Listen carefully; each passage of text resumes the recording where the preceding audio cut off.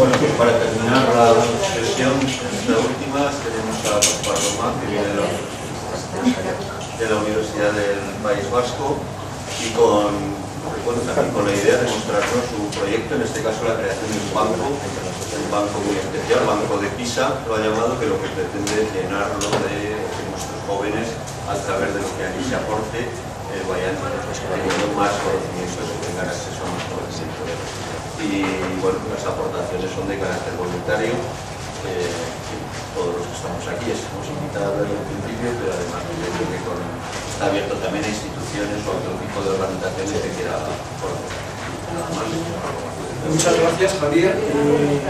Buenos días.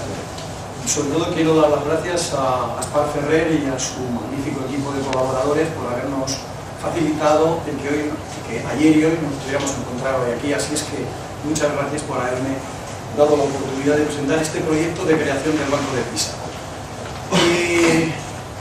Antes de entrar, la idea original, os voy a decir que aunque me ha presentado como profesor de la Universidad del País Vasco, en efecto no soy, pero soy de Tauste, soy de Tauste, provincia de Zaragoza, para los amigos que de Cataluña, pero esto donde está, aquí en las 5 villas de Aragón.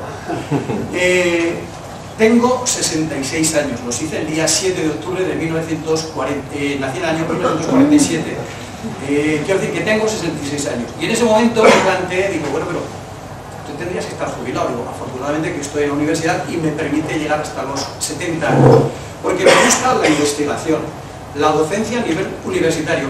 Y soy de los pocos que, siendo todavía un jovencito, se dedicó a divulgar la historia de la química y sobre todo la vinculada a la tabla periódica, que es mi icono de la ciencia por excelencia. Y además me gusta la gestión. Quiero decir que no, toco prácticamente todos los palos que están relacionados con el mundo de la enseñanza y sobre todo me gusta la divulgación científica y también jugar dentro del ámbito de la dieta. Entonces dije, bueno, ¿qué haces con tu vida cuando te jubiles? Y dije, una de las organizaciones que más me gusta es el Banco de Alimentos.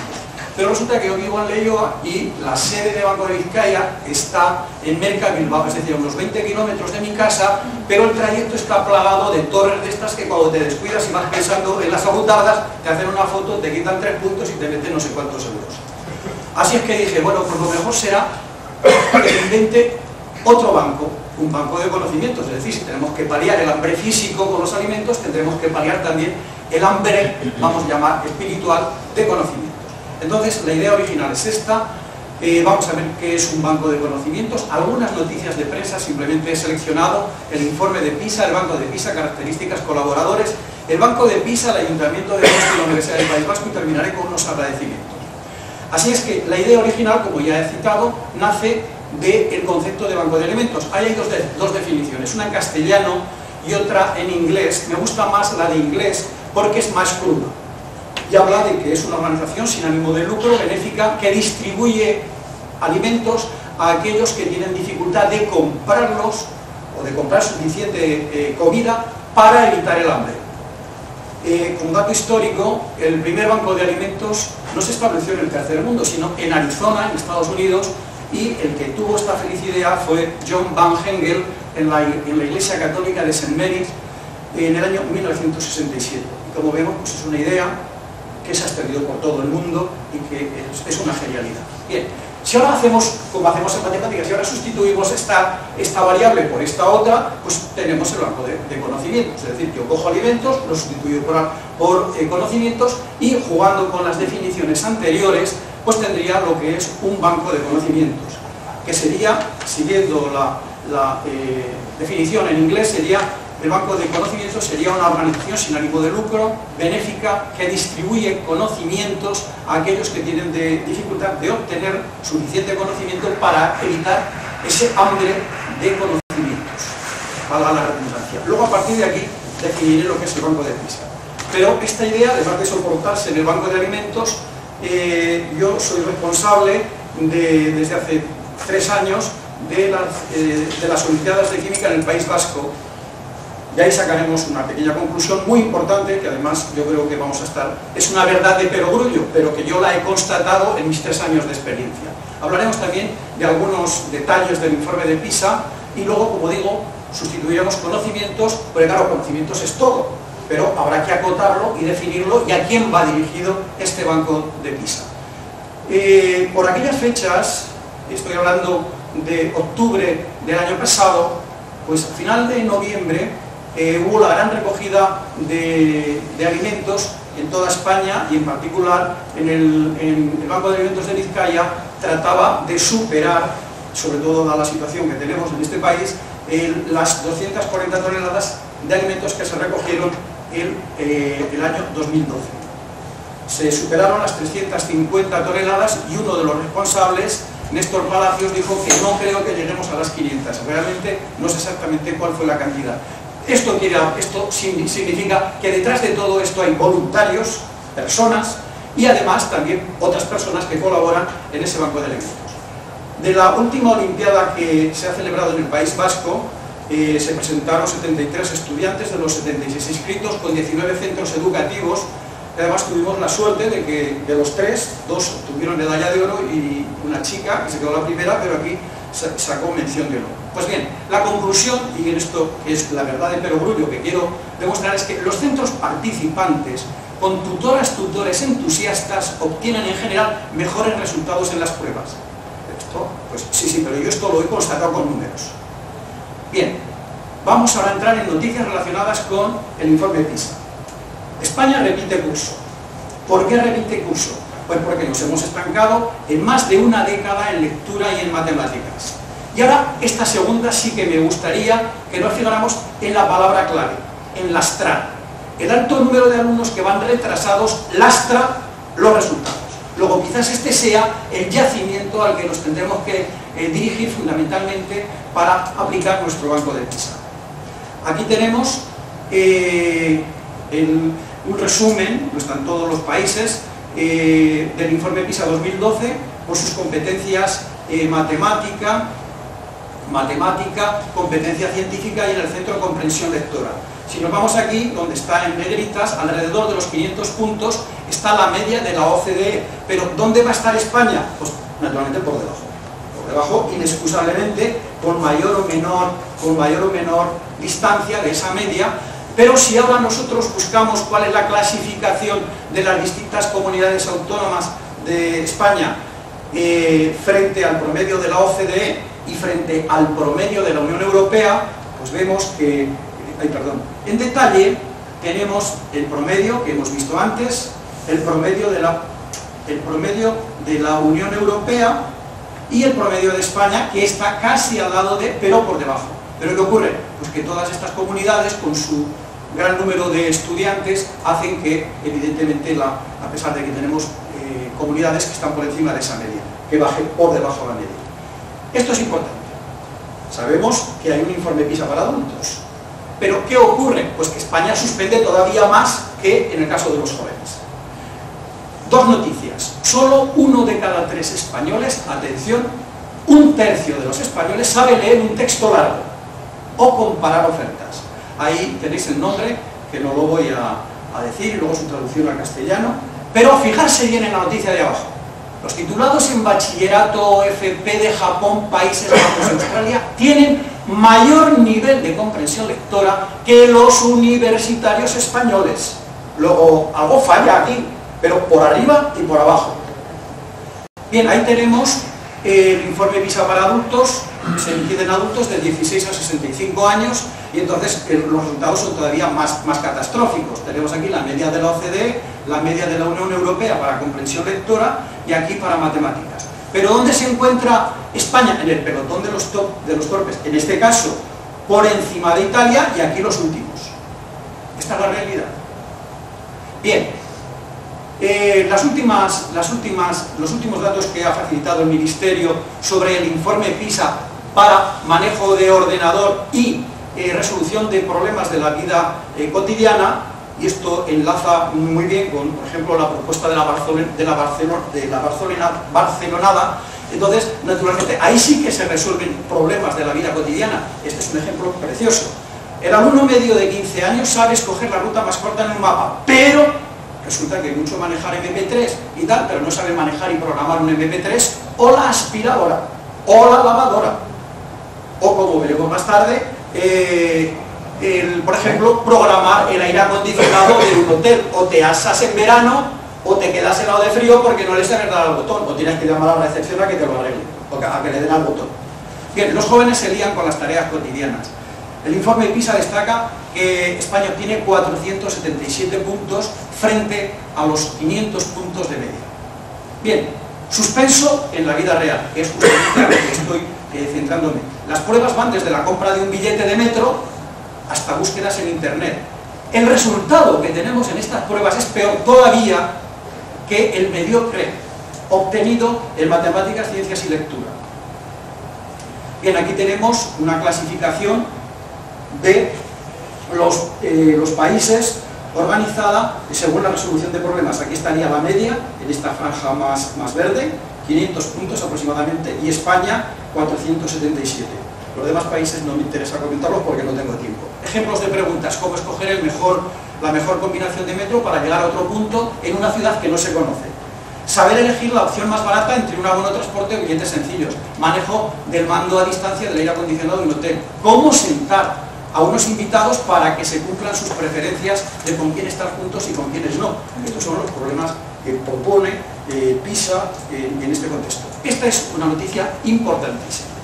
Una encuesta realizada por la Fundación SM a 2.900 docentes de primaria y secundaria llegan a la conclusión de que casi un 90% de profesores cree que el modelo educativo no es eficaz. Y Robert Schwartz, que es un pionero de la inclusión del pensamiento crítico y creativo en los contenidos curriculares, dice: pensar debería ser una asignatura en las escuelas. Hacer que los estudiantes se conviertan en pensadores críticos, en pensadores creativos. Y añade: la escuela que no enseña a sus alumnos a ser críticos, domestica, crea súbditos en lugar de ciudadanos. Bien, un caso puntual, porque la gente critica el informe PISA y evidentemente que tiene muchos talones de Aquiles, pero las comunidades que se ponen a hacer los deberes sí que pueden sacar conclusiones importantes, como por ejemplo, el gobierno vasco anuncia un plan para reducir la creciente brecha de conocimientos entre los alumnos. Así, este curso próximo va a actuar en 14.000 alumnos de primaria, 10.000, y secundaria, 4.000, en un intento de corregir las diferencias entre estudiantes de la red pública y concertada que ha detectado el último informe PISA. Para ello, ha puesto en marcha este curso el plan de gobierno vasco Hamaika Esku. Hamaika significa 11, pero para los vascos cuando pasaban de 10 se quedaban sin dedos y dijo: esto es infinito, entonces lo he traducido por muchas manos. Pero ¿qué ocurre? Estamos en el 14, pero el profesor Félix Echeverría, con su colaboradora Cristina Elosegui, catedrático de Pedagogía de la Universidad del País Vasco, ya había puesto el dedo en la llaga y he traído este artículo que os recomiendo, que es Integración del alumnado inmigrante, obstáculos y propuestas. Un artículo delicioso que apareció en la Revista Española de Educación Comparada en el año 2010. O sea que lleva 4 años de retraso el gobierno vasco, porque ya había documentos y además producido por gente de su propia universidad y subvencionado por ellos.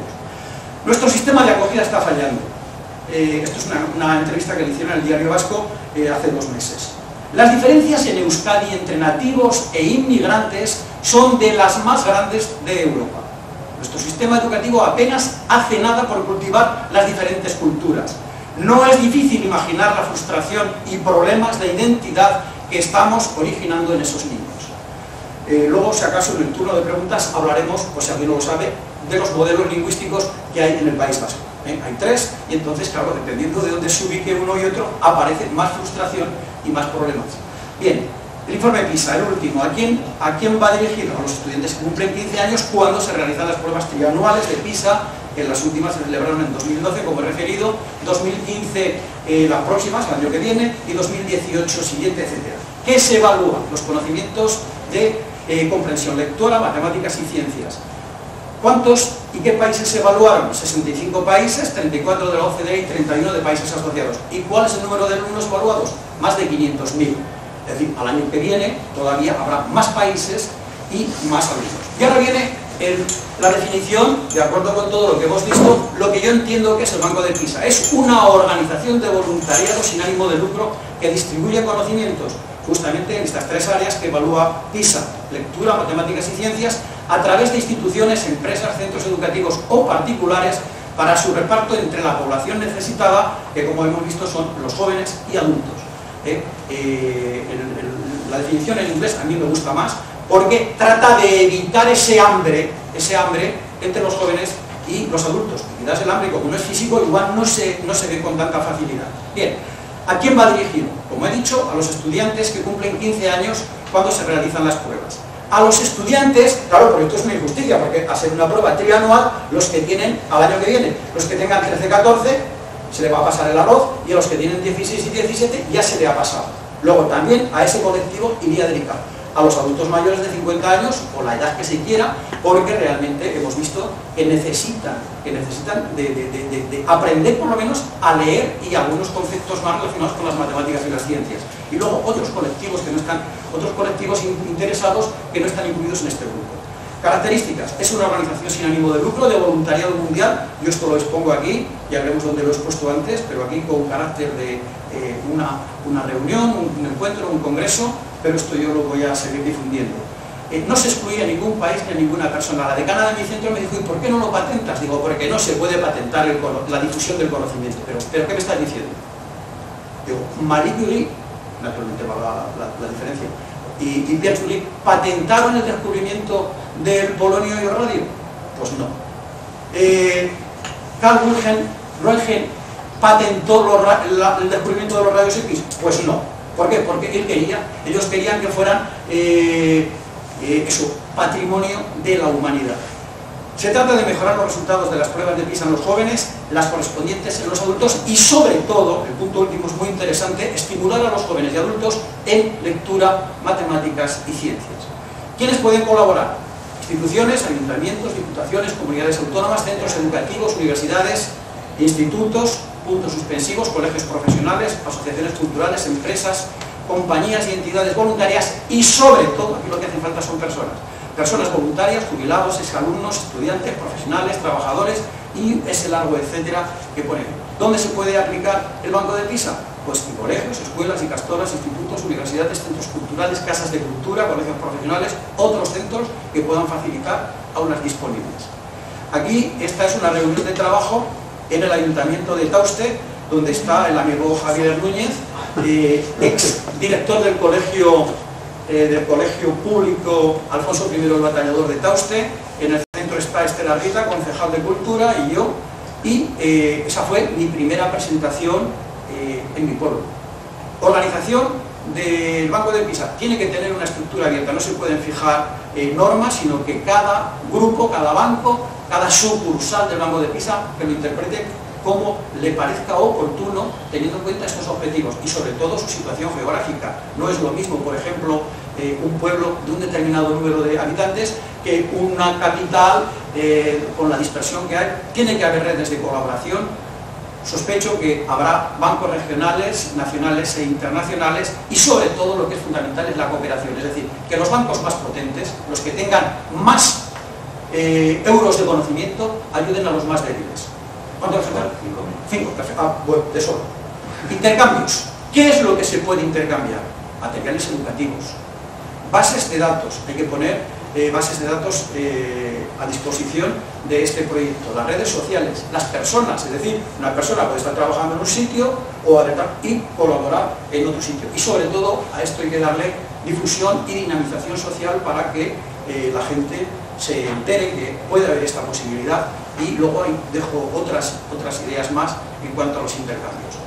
Bien, hablé con la vicerrectora de estudiantes de mi universidad y le presenté el proyecto. Estuvo acompañada de dos de sus directores, el director de estudiantes y la directora de responsabilidad social. Y le dije, mira, yo te vengo a presentar, ay, nos ha gustado muchísimo. Digo, pero ojo que esto no es patrimonio del país, de la Universidad del País Vasco. Entonces ella tuvo la idea de decir, pues ya sabes que tenemos el G9, para los que no sepan lo que es el G9, es un grupo de 9 universidades que se corresponden cuando hay una única universidad pública con la correspondiente autonomía. De manera que son esas: Cantabria, Castilla-La Mancha, Extremadura, Islas Baleares, Rioja, Pública de Navarra. Ya sabéis que la una es la Universidad Privada de Navarra, la de Oviedo, País Vasco y Zaragoza. Entonces, bueno, pues este podría ser un núcleo. He hablado con algunos profesores de magisterio y les ha encantado, incluso aquí pueden ver posibles trabajos fin de grado e incluso de trabajos fin de máster, y se podrían poner a trabajar y colaborar para España, Europa, el resto del mundo. Bien, aquí esta es una de las reuniones de trabajo el 30 de abril con este es el director de estudiantes, la directora de responsabilidad social, la vicerrectora de estudiantes y más cosas, y este soy yo. Bien, y esta es la presentación que hice en mi facultad, porque les dije, bueno, ya que estoy aquí, los miércoles a partir de las 11:30 hacemos un alto y lo dedicamos desde las 11:30 hasta las 2:30 a realizar distintas actividades culturales. Aquel día, como había overbooking, pues no vinieron mucha gente, pero bueno, yo quise ofrecerles esta presentación el día 7 de mayo en mi facultad, que es la Facultad de Ciencia y Tecnología de la Universidad del País Vasco. Y como veis, pues he terminado a tiempo, porque para presentar las cosas y que no pase como he visto en algunas otras aulas, hay que prepararlo y quitar diapositivas y calcular el tiempo y tener respeto con los demás compañeros que presentan sus cosas y sobre todo con la audiencia. De manera que quiero terminar dando los agradecimientos a los organizadores y colaboradores. Creo que es un magnífico encuentro, pero sobre todo, se me olvidaba, esta es mi diapositiva favorita con la que termino todas mis charlas, a todos vosotros por vuestro cariño y atención. Muchas gracias.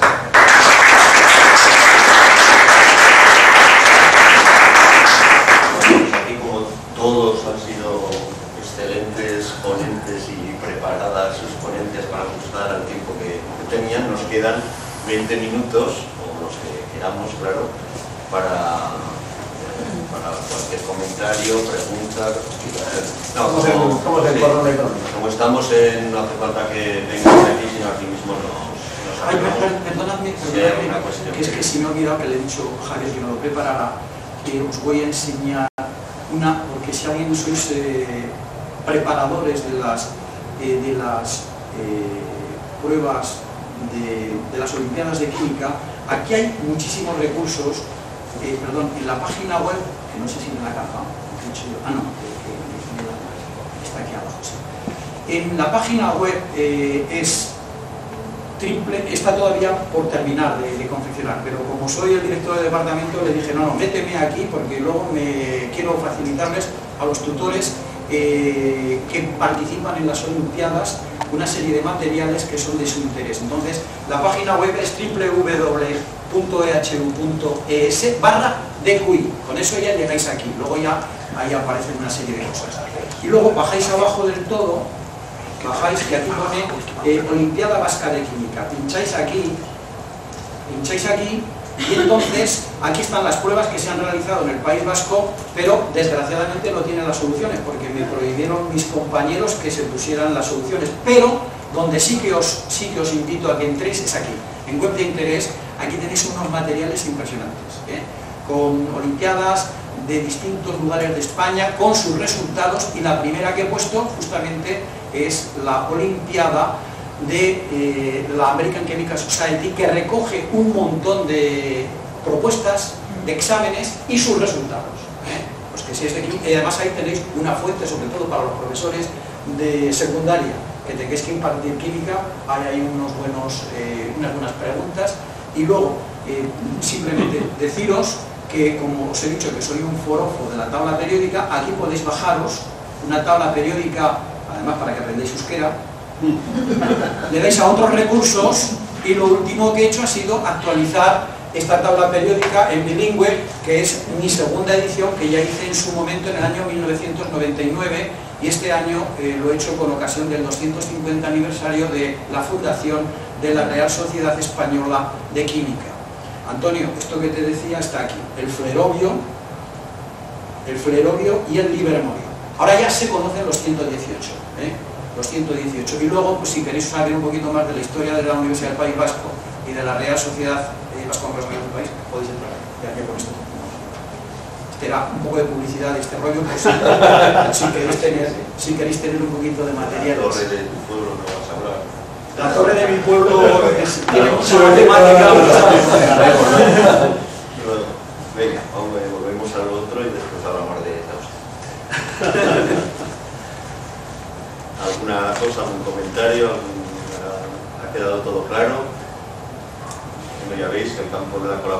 abierto, que de lo que se trata de ponerle ganas y cada uno aportar desde su lugar lo que se puede. Personas que nos ofrecen la posibilidad de hacerlo tenemos bastantes en todos los lugares, ¿no? Entonces es lo que no nos frenemos. Yo sí que querría preguntarte, Ayacortix, ¿podría ser posible el que se solicitase por parte de, por ejemplo, Educatribu, a los alumnos que elaboraran tutoriales para profesores? Claro. Porque me parece que podría ser... necesidades, simplemente exponerlo. Porque es que esta hora, como has estado comentando, alumnos para alumnos, dentro de nuestra concepción de que la tribu ayuda a educar a todos los de la tribu, pues claro, que alumnos presenten tutoriales para profesores para enseñarles el uso de determinadas aplicaciones pudiera ser interesante, pues hablaremos. Nosotros solicitaremos. Sí, cuántas veces un alumno nos ha explicado al profesor muchas veces cómo funciona el proyector, cómo funciona tal programa. Solamente eso es planteado. Y seguro que hay alumnos dispuestos a hacerlo. Además, cuando eso sucede, hay una magia especial en el aula. Sí, seguro. Seguro. Yo tengo dicho a mis alumnos, yo aprendo más de ellos que creo que aprenden ellos de mí. Y yo me voy todos los días dando gracias.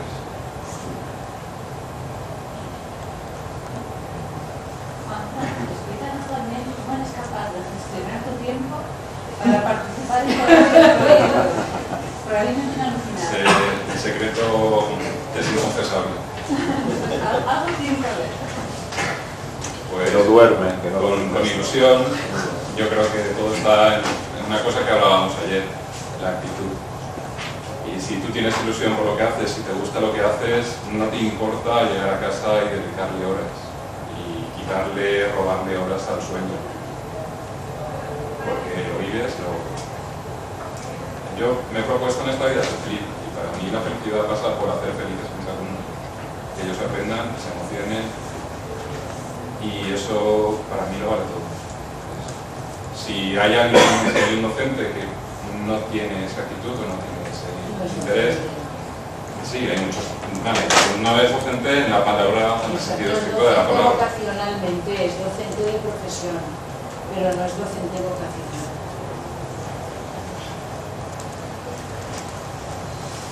Una cosa más, simplemente recordaos que si queréis votar para elegir la mejor experiencia de todas las que habéis visto a lo largo de la mañana, hay un formulario online en la página web de... Sí, luego hay códigos QR pegados por distintas partes para que podáis acceder. Eso es, con los códigos podéis acceder y podéis votar y se entregará un premio al finalizar esta tarde. En la puerta mismamente lo tenéis. Y bueno, animaos a que comáis bien.